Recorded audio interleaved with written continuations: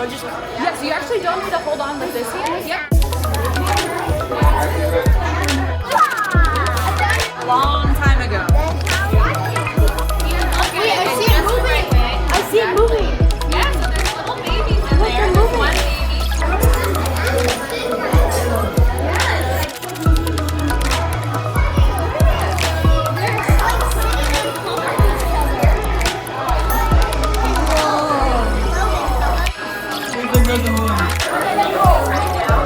It's our first unit. You know, we started up the program.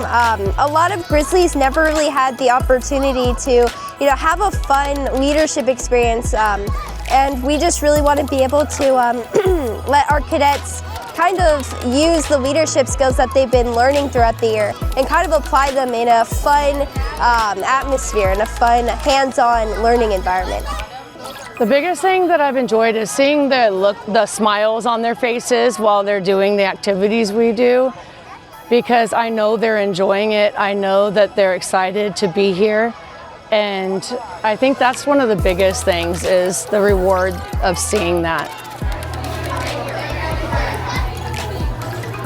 A Grizzly is any kind of cadet who may not be old enough to go do the other activities. Usually they range from elementary to middle school.